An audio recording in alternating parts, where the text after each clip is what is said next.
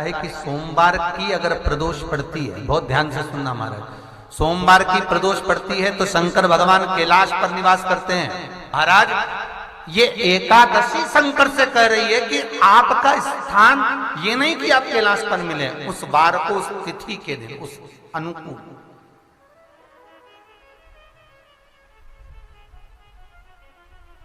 हमारे यहां कहते हैं सोमवार की जो प्रदोष पड़ती है वो इच्छा पूर्ति करती है।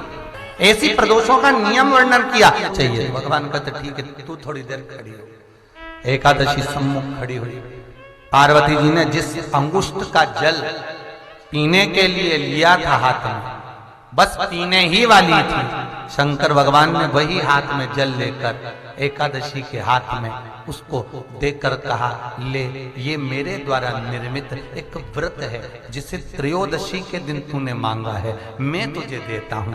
आज इस व्रत का फल मैं तुझे प्रदान करता हूं। अब तू जिस जीवात्मा को लेकर जाएगी उसका पाप प्रबल नहीं होगा। किसी स्त्री, पुरुष, बालक, बुजुर्ग जो भी होगा जिसने प्रदोष का व्रत करा होगा, वो जीवात्मा को तू किसी फल की कामना से नहीं, स्वतः ही लेकर चली जाएगी। उसमें कोई कामना नहीं है। बन सके जीवन में 11 प्रदोष या 26 प्रदोष करने के बाद आप उसका उद्यापन कर विराम भी दे सकते।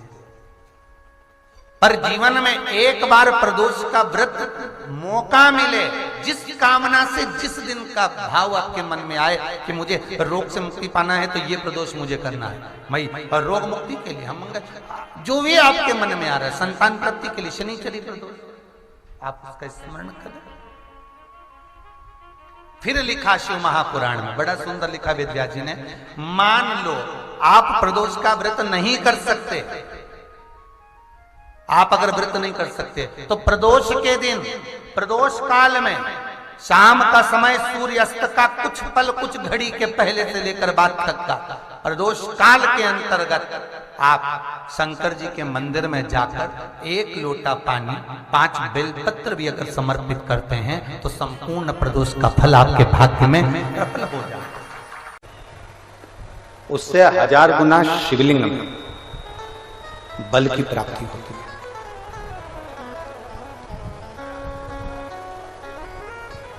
प्रदोष के दिन यदि आपको कहीं से शमी पत्र मिल जाए, प्रदोष के दिन यदि कहीं से आपको शमी पत्र मिल जाए और प्रदोष काल में, प्रदोष का जो समय होता है, शाम का जो समय होता है प्रदोष काल,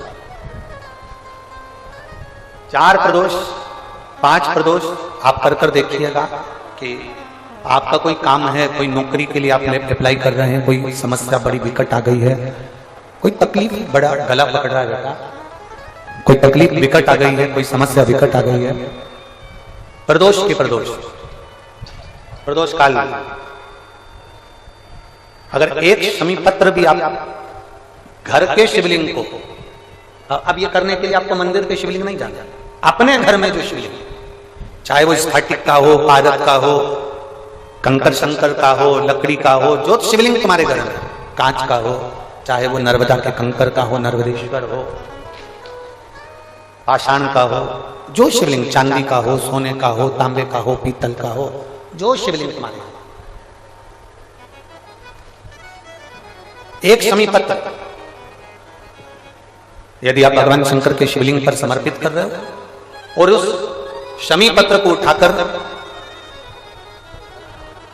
रात्रि को 9:15 की जो एक मुहूर्त होता है, एक समय होता है, जिस समय पर हम अपने मन की बात भगवान शंकर को कहते हैं, पूर्व में भी इसका वर्णन हम कर चुके हैं कथाओं में, उस 9:15 पर वो शमी पत्र को उठाकर एक कागज में, एक कटोरी में उसको रखते हैं। 4 या 5 प्रदोष के उस शमी पत्र को अपने पास में रखिए और जिस कार्य के लिए जा रहे हो उसको जेब में ऊपर के भाग में उसको रखकर लेकर जाइए, आपका वो कार्य सफल होकर ही रहेगा, वो रुक नहीं सकता। शमी पत्र में इतना बल होता है, प्रदोष का जो शमी पत्र होता है वो बड़ा बलवान होता है, बड़ा एक पत्र है। प्रयास करना, जब जब जिस जिस महीने में जो जो प्रदोष पढ़ा करे, जब प्रदोष पढ़े, बन सके 1 बेलपत्र, बन सके 5 बेलपत्र, शमी पत्र, हरे मुंह,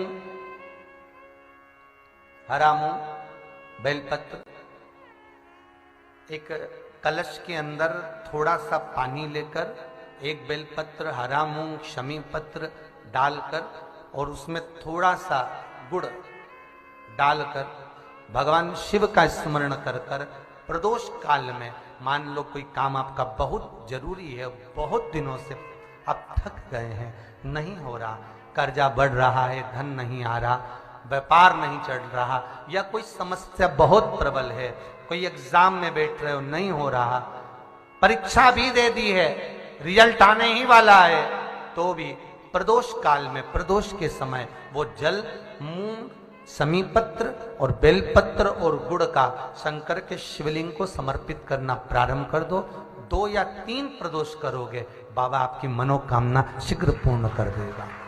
2 या 3 करो, बाबा करेगा। होता है तो प्रदोष व्रत का नियम जो आप ले रहे हैं, प्रदोष व्रत को जो आप श्रवण कर रहे हैं, उसको जरा ध्यान से सुनिएगा। सबसे पहले स्नान ब्रह्म मुहूर्त का, सुबह का, उसके बाद में फिर आसन पर बैठकर भगवान की भक्ति को धारण करना, शंकर का अनुमोदन करना, शिव भक्ति में डूबे रहना, शंकर का स्मरण करना, शंकर के नाम का स्मरण करते रहना। ये प्रदोष का मूल तत्व। महाराज, प्रदोष व्रत करने वाले को भोजन नहीं करना चाहिए, ध्यान दीजिएगा।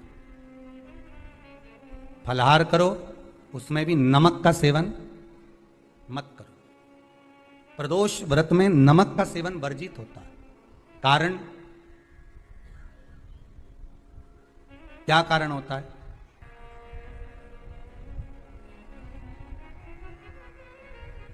पूजन करें प्रदोष काल में, शिव की आराधना करें,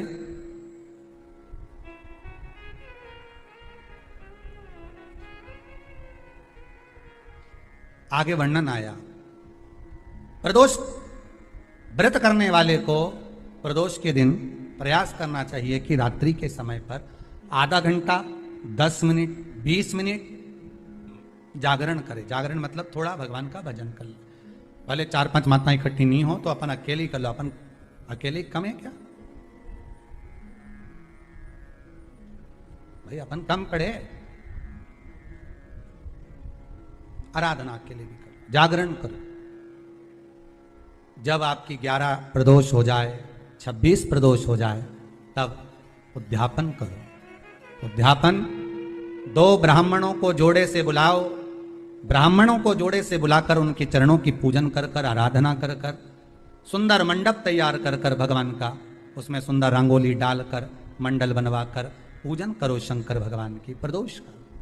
एक दिन पहले गणेश की आराधना करो, पूजन करो, और प्रदोष वाले दिन जो मंडल बनाए हैं पूजन अर्चना करने के लिए, जो स्थान दिया है, उसकी आराधना करो। खीर की आहुतियां दीजिए 108 बार। जो ब्राह्मण आए उनके माध्यम से मंत्रों द्वारा पूजन कराकर खीर की आहुतियां दीजिए शिव नाम। महाराज, फिर ब्राह्मणों को जोड़े से भोजन कराकर, चरणों को नमन कर कर, दक्षिणा प्रदान कर कर, निवेदन कर कर ब्राह्मणों से कहें, हे ब्राह्मण देवता, आप हमें आशीर्वाद प्रदान करें कि जिस प्रदोष का हमने व्रत किया है, उस व्रत का पुण्य फल हमें प्राप्त हो। ऐसा ब्राह्मण चरण को नमन कर कर, प्रणाम कर कर उनसे अपने मस्तक पर अक्षत छुड़वाएं। फिर नमन कर कर, भोजन कराकर विदा करें। शाम को भगवान का जागरण करें। ऐसे प्रदोष व्रत का उद्यापन कर अपने जीवन को सार्थक बनाएं। ऐसा सुंदर प्रदोष व्रत का व्याख्यान वर्णन स्कंद पुराण में कर देती है। लक्ष्मी जी ने बेलपत्र के वृक्ष के नीचे साधना करना प्रारंभ करा। जैसे ही मां लक्ष्मी ने बेलपत्र के वृक्ष के नीचे साधना करना प्रारंभ करा, तो देवाधिदेव महादेव कुछ ही समय में, प्रदोष काल के समय पर, लक्ष्मी जी के सामने शंकर भगवान प्रकट हुए। शिव जी ने पूछा, लक्ष्मी तुम्हें क्या चाहिए? लक्ष्मी जी कहती हैं मेरी ये अश्व की योनि, मुझे अश्वी बनना पड़ा, घोड़ी बनना पड़ा। इस अश्व की योनि से मैं मुक्त हूं, पर प्रभु इस अश्व की योनि से मुक्त तो हूं, पर मेरे प्रभु ने मुझे घोड़ी बनाया है, अश्व बनाया है। मैं चाहती हूं मेरे नारायण मुझे इसी घोड़ी की योनि में, अश्वी की योनि में प्राप्त करें। इस घोड़ी की योनि में, इस अश्वी की योनि में मेरे स्वामी, मेरे नारायण मुझे प्राप्त। ठीक है, भगवान भोलेनाथ जी ने कहा आप चिंता ना करें, जिस प्रदोष काल में आप बेलपत्री के वृक्ष के नीचे आती हो,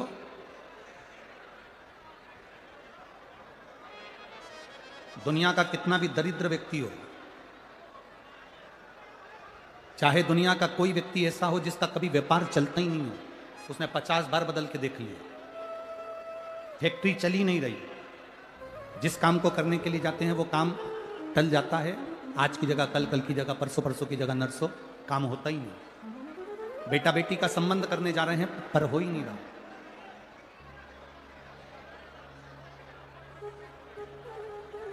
कितना भी दरिद्र से दरिद्र व्यक्ति हो, कितना भी दीन से दीन व्यक्ति हो, एक नियम वो अगर अपनी जिंदगी में बना ले, प्रदोष काल में, प्रदोष के समय पर बेलपत्री के वृक्ष के नीचे एक बार जाकर नमन करना, और प्रदोष काल में शंकर भगवान के मंदिर में दिया लगाना, ये दो चीजें अगर वो 3 महीना भी लगातार कर ले तो उसके जीवन में कभी कोई समस्या आ ही नहीं सकती, कोई दुख आ ही नहीं सकता। एक नियम बना, जैसे जिस नारी को, जिस पुरुष को, जिस बच्चे को, जिस बड़े को चर्म रोग हो जाता है, चमड़ी सफेद पड़ने लगती है, जब चमड़ी सफेद पड़ने लगती है, चर्म रोग जैसा जब हो जाता है या चर्म रोग उसको घेरने लगता है, चमड़ी जब सफेद पड़ने लगे या चमड़ी काली पड़ने लगे, या चर्म रोग सोराइसिस जैसी बीमारी तक के लिए है। बेलपत्री के वृक्ष के नीचे की मिट्टी, बेलपत्री के वृक्ष के नीचे की मिट्टी, उसको जिस पात्र के अंदर शिवलिंग बनाने के लिए हम गलाएं, जिस पात्र के अंदर हम शिवलिंग बनाने के लिए उसको गलाएं, और शिवलिंग का निर्माण कर कर हम बेलपत्री के वृक्ष के नीचे उसका पूजन करें, उसका विसर्जन करें। और बेलपत्री के नीचे की जो मिट्टी है, जिस पात्र में गलाई जाती है, उस पात्र के पानी का स्नान, उस मिट्टी का थोड़ा सा भाग अपने शरीर पर लगाकर, जहाँ सफ़ेद चमड़ी हो रही हो या श्वेत चमड़ी हो रही हो वहाँ लगाकर और उसका स्नान करना यदि हम प्रारंभ करें। परंतु प्रदोष जैसे अपन शंकर भगवान के मंदिर जाते हैं, दर्शन करते हैं, पूजन करते हैं, उसी तरह बेलपत्री के वृक्ष के नीचे की मिट्टी को गलाकर हम शिवलिंग का निर्माण करते हैं। स्नान करना या शरीर पे लगाने के साथ में सबसे ज़्यादा जरूरी है शंकर भगवान के उस शिवलिंग की पूजन करना, पार्थिव लिंग की पूजन करना। लगभग 2 शिवरात्रि निकलेगी महीने की, और बाबा जहां जहां से चमड़ी सफेद हो रही होगी वहां वहां से धीरे धीरे बाबा अपने असली रंग को देना प्रारंभ कर देता है। इतना बेलपत्री के वृक्ष की पार्थिव लिंग निर्माण और पूजन की उस मिट्टी का इतना वर्णन हमारे शास्त्र करते हैं, इतना वर्णन।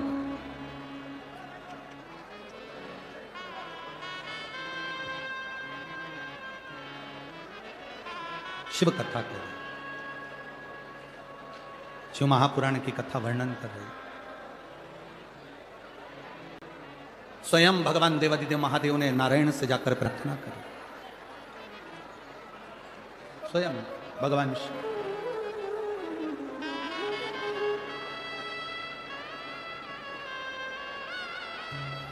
शंभु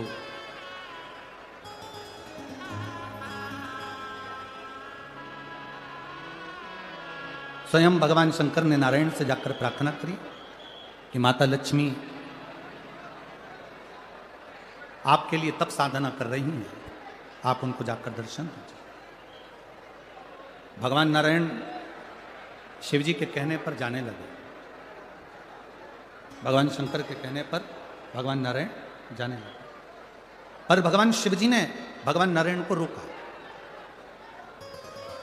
और भगवान शिव जी ने नारायण को रोककर कहा, प्रभु रुको, मेरा निवेदन केवल इतना सा है, जैसे माता लक्ष्मी घोड़ी बनकर, अश्वी बनकर पृथ्वी पर गई हैं, आप अश्व बनकर पृथ्वी पर जाकर लक्ष्मी को लेकर आए। भगवान स्वयं नारायण अश्व बनकर पृथ्वी पर जाते हैं और लक्ष्मी जी को लेकर आते हैं। शिव महापुराण की कथा कहती है, भगवान शंकर का संवाद कहता है, स्वयं नारायण और स्वयं माता लक्ष्मी बेलपत्री के वृक्ष के नीचे विराजमान शिवलिंग का पूजन करते हैं और बेलपत्र की परिक्रमा करते हैं। जैसे ही उन्होंने बेलपत्र की परिक्रमा करी, शंकर भगवान वहां सम्मुख में जब आते हैं तो नारायण और लक्ष्मी जी भी अश्व की योनि से छूट जाती हैं और नारायण भी अश्व योनि को त्याग कर नारायण लक्ष्मी बनकर वैकुंठ का निवास करने लगते हैं। स्वयं नारायण भगवान शिव की कृपा से आज मार्गशीर्ष मास में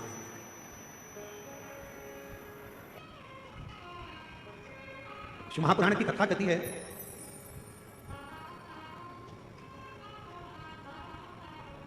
अगर मनुष्य की देह मिले तो 3 चीजों से बचना। पहले नंबर पर है कर्ज, दूसरे नंबर पर है क्लेश और तीसरे नंबर पर है कलंक। यदि संसार में जन्म मिले तो इन 3 चीजों से बचने का प्रयास करो। पहले नंबर पर है कर्ज। थोड़ा सा भी कर्ज हमारे जीवन में अगर हो जाता है, थोड़ा सा कर्जा आ जाता है, तो वो कर्जा बढ़ते बढ़ते बढ़ते बढ़ते एक दिन हमारी जमीन को, हमारी जायदाद को, हमारे मकान को भी बर्बाद कर देता है। शिव महापुराण की कथा कर रही है, संसार के रहवासियों को 3 चीजों से बचना चाहिए। पहले नंबर पर है कर्जा, दूसरे नंबर पर है क्लेश, तीसरे नंबर पर है कलंक। ये 3 चीजें जब व्यक्ति के जीवन में अगर हो जाती है तो पूरा जीवन बर्बाद हो जाता है, पूरा। पहला बच्चों कर्ज से। 10 रुपए भी किसी का अगर कर्जा है तो वह हमको एक ना एक दिन डुबो देगा, इसलिए कर्जे से बचने का प्रयास करो। आज हो क्या रहा है, लाओ हम तुम्हें कर्जा दे देंगे। बड़ी बड़ी कंपनियां खुली हैं, बड़े बड़े बैंक खुले हुए हैं, जो दिन रात मोटरसाइकिल पे अपने अपने फ्लेक्स लगाकर दिन रात कहते हैं, लो एक दिन में हम लोन देते हैं। गाड़ी पर लोन ले लो, मकान पर लोन ले लो, जमीन पर लोन ले लो, लोन ले लो, लोन ले लो, पैसा ले लो, पैसा ले लो। आज क्यों देने को तैयार बैठे? वो चाहते हैं कि आप थोड़ा सा लोन लोगे, धीरे धीरे वो चुका नहीं पाओगे तो एक दिन तुम्हारी जमीन भी चली जाएगी, मकान भी चले जाएगा, और मालूम पड़ा एक दिन जो रखा हुआ धन है वो पूरा बर्बाद हो जाएगा। समझ की जरूरत है। लोन देने वाली कंपनियां बढ़ गई, लोन लेने वाले बढ़ गए, पर अब समझ की जरूरत है कि हमको ना कर्ज लेना है, ना हमको क्लेश में रहना है, और ना हमको कलंक में रहना है। हमें तो शंकर भगवान की अविरल भक्ति में रहना है, शिव की वजह से। आप सबको मालूम है, महीने में 2 एकादशी आती है तो 2 प्रदोष आती है। कभी किसी से पूछो कि भगवान शंकर का यह अविरल त्योहार प्रदोष का व्रत क्यों आता है? क्यों भगवान शंकर की आराधना प्रदोष के दिन करी जाती है? क्यों? कभी सोमवार की होम प्रदोष आ जाती है, कभी गुरुवार का प्रदोष आ जाता है, कभी शुक्रवार का प्रदोष आ जाता है, कभी कोई प्रदोष आ जाता है। ये प्रदोष का व्रत क्यों आता है? उसका एक कारण है, भगवान शंकर प्रदोष का व्रत धारण कर फिर अगला जो दिन होता है, उस दिन मेरे शंकर भगवान अपने सारे गणों के साथ, नंदी, भृंगी, श्रृंगी, नर, गंधर्व, अप्सरा, किन्नर, देवता, पशु, पक्षी जितने भी होते हैं, मेरे शिव सबके साथ बैठकर अपना महाप्रसाद ग्रहण करते हैं। साथ बैठने पर हमारा क्लेश समाप्त होगा। पर आजकल व्यक्ति क्या करता है, डायरेक्ट बड़े में जाने की सोचता है। उसी तरह जैसे गांव के लोग इकट्ठे हुए और कहां जा रहे हो साहब, तो कहा हम अमरनाथ जा रहे हैं। कहां जा रहे हो साहब? हम केदारनाथ जा रहे हैं। तो हम उनसे पूछे, भैया तुम अमरनाथ जा रहे हो, बड़े हॉस्पिटल में जा रहे हो, तुम केदारनाथ जा रहे हो, बड़े हॉस्पिटल में जा रहे हो। पर ये तो बताओ कि प्राथमिक चिकित्सा केंद्र पहुंचे कि नहीं पहुंचे? पहले अपने गांव में जो शंकर जी का मंदिर है उसमें जाना चालू करा कि नहीं करा? पहले शिव जी के मंदिर में जाना चालू करा कि नहीं करा? आज का व्यक्ति अमरनाथ जाना चाहता है, आज का व्यक्ति केदारनाथ जाना चाहता है, पर आज का व्यक्ति अपने घर के पास में जो शंकर जी का मंदिर है वहां जाना नहीं चाहता। लोग देखेंगे, हंसेंगे, ताना कसेंगे, कोई कुछ कहेगा, कोई। हम सब बैठे भगवान शंकर प्रदोष का जब आनंद करते हैं तो भगवान शिव सारे